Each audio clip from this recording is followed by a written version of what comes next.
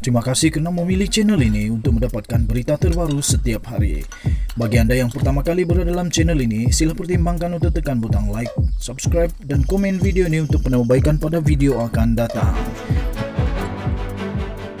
Berita politik, berita semasa, berita ekonomi, berita kesihatan, pendidikan dan segalanya ada dalam channel ini. Salam sejahtera Malaysia, berita terkini dipetik daripada astroawani.com bertajuk Pandora Papers, Anwar tidak akan beri kerjasama pada SPRM sekiranya diminta tutup mulut. Berita penuh, Datuk Seri Anwar Ibrahim hari ini mempersoalkan tindakan Suruhanjaya Pencegahan Rasuah Malaysia SPRM yang memanggil beliau untuk memberi keterangan berhubung pendedahan Pandora Papers sama ada bertujuan menutup mulutnya atau sebaliknya.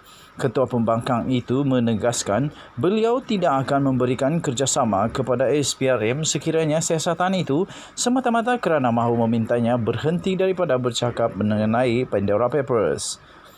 Kata Ahli Parlimen Port Dickson itu lagi, beliau akan terus membangkitkan perkara tersebut pada sidang Parlimen akan datang sehinggalah siasatan berhubung dengan Pandora Papers yang turut mengaitkan ahli politik dan pemimpin negara dibuat. Katanya, SPRM jawab dia akan tanya saya. Dia akan panggil dan tanya saya untuk beri keterangan. Kerja saya pula beri penerangan. Ini satu dunia ada laporan itu. Tak apa, saya akan beri kerjasama dan saya tiada masalah. Tetapi kena faham juga ada peraturan dalam SPRM. Kalau saya beri keterangan, saya dilarang bercakap mengenai perkara itu. Faham tak? Ini saya kena fikir. Kena tanya SPRM. Panggil saya ini untuk tutup mulut atau tidak? Panggil saya dan saya ada hak untuk menyerahkan lagi. Saya akan beri kerjasama. Kalau tidak, buatlah kerja sendiri, katanya. Tambahnya lagi, buat laporan, cari dan gali lagi nama-nama individu yang terlibat patut ada.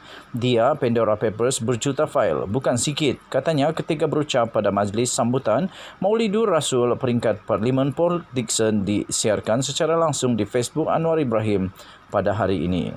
Terdahulu, Ketua Suruhanjaya SPRM, Datuk Seri Azam Baki telah mengarahkan timbalan Ketua Pesuruhjaya Operasi SPRM, Datuk Seri Ahmad Kusairi Yahaya dan pegawainya untuk berjumpa Anwar untuk dirakam keterangan.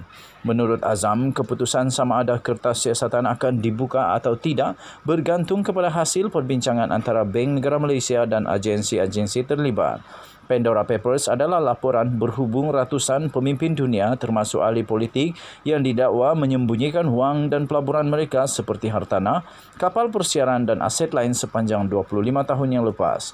Ini didedahkan menerusi 12 juta fail yang dimiliki oleh 14 firma di serata dunia.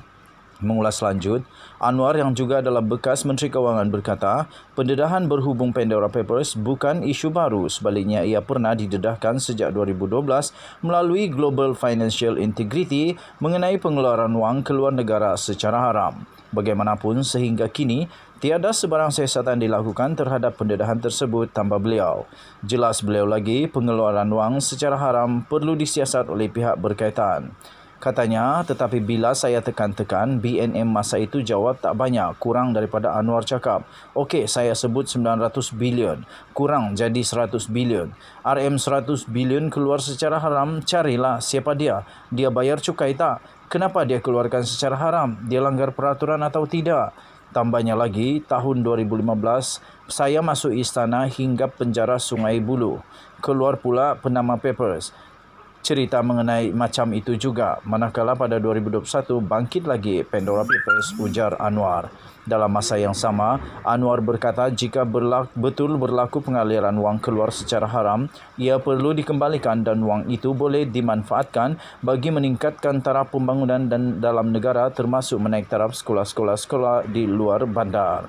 Sebelum itu, Anwar ketika menyampaikan ucapan sempena sambutan Maulidur Rasul menyentuh mengenai akhlak-akhlak Rasulullah yang perlu dicontohi oleh pemimpin termasuk tidak menyalahgunakan kuasa.